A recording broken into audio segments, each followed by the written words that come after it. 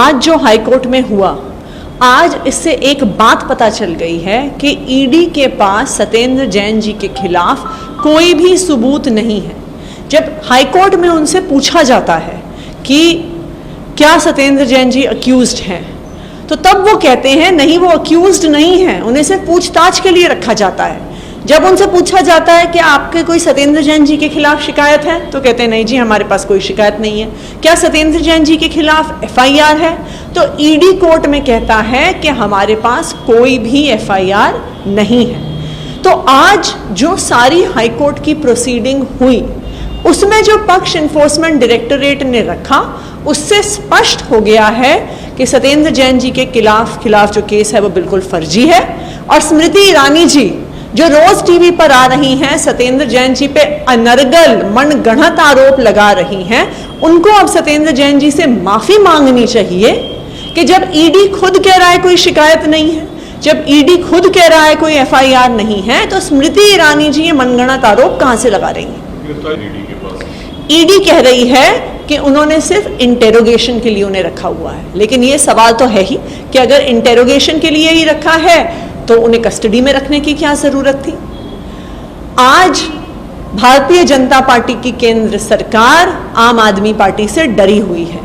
उनको लगता है कि पूरे देश में अगर कोई भारतीय जनता पार्टी को चैलेंज कर रहा है तो वो आम आदमी पार्टी कर रही है, अरविंद केजरीवाल जी कर रहे हैं। इसलिए हिमाचल में होने वाले चुनाव की वजह से, गुजरात में होने वाले चुनाव की वजह से ठंडे बस्ते से अलग अलग केसों को निकाला जा रहा है, अलग अलग शिकायतों को निकाला जा रहा है और आम आदमी पार्टी के नेताओं को टारगेट किया जा रहा है। आज मनीष सिसोदिया जी ने बीजेपी के हाई प्रोफाइल लीडर और अब के मुख्यमंत्री, तब के हेल्थ मिनिस्टर हेमंत बिस्वा शर्मा पे आरोप लगाया है कि 2020 में जब कोविड अपने चरम पर था तो पीपीई किट बनाने वाली एक ऐसी कंपनी को टेंडर दिया गया जिस कंपनी का संबंध मुख्यमंत्री की पत्नी और उनके बेटे से रहा है। क्या इन आरोपों को लेकर हेमंत बिस्वा शर्मा को बीजेपी गिरफ्तार करेगी? ये बहुत महत्वपूर्ण सवाल है। भारतीय जनता पार्टी की केंद्र सरकार जो फर्जी केस पर आम आदमी पार्टी के नेताओं पर, आम आदमी पार्टी के मंत्रियों पर केस लगा रही है, इससे बड़ा भ्रष्टाचार का मुद्दा क्या हो सकता है कि जो खुद एक मंत्री है, असम की सरकार में हेल्थ मिनिस्टर है, ऐसे लोगों को कॉन्ट्रैक्ट देते हैं जो उनके परिवार के हैं, ऐसे लोगों को कॉन्ट्रैक्ट देते हैं जिनके उनके परिवार के करीबी लोगों से संबंध है। कुछ कॉन्ट्रैक्ट उनकी पत्नी की कंपनी को दिए हुए हैं, कुछ कॉन्ट्रैक्ट बेटे की कंपनी को दिए हुए हैं, कुछ ऐसी कंपनी को दिए हुए हैं जिसमें जो मालिक हैं वो उनकी पत्नी के साथ एक और कंपनी में डायरेक्टर हैं, तो स्वाभाविक है कि उनका साथ में आपस में कोई बिजनेस का लेन देन है। ये एक फिट केस है सीबीआई द्वारा जांच का, ईडी द्वारा जांच का और इनकम टैक्स डिपार्टमेंट द्वारा जांच का। आज भारतीय जनता पार्टी की केंद्र सरकार हमें बताए कि जो आम आदमी पार्टी के हर नेता के पीछे उन्होंने अलग अलग अपनी एजेंसी लगाई हुई है, आज हेमंत बिस्वा शर्मा पे केस होगा कि नहीं होगा, सीबीआई उनकी जांच करेगी कि नहीं करेगी, ईडी उनकी जांच करेगी कि नहीं करेगी, इनकम टैक्स डिपार्टमेंट उनकी पत्नियों की कंपनियों की जांच करेगा कि नहीं करेगा, ये आज भारतीय जनता पार्टी को बताना होगा। लोग हेमंत बिस्वा शर्मा पर करप्शन का आरोप लगा रही हैं या साठगांठ वाली कंपनी को टेंडर देने को लेकर आप लोगों ने उन पर हमला बोला है? साठगांठ वाली कंपनी को टेंडर देना ही करप्शन होता है।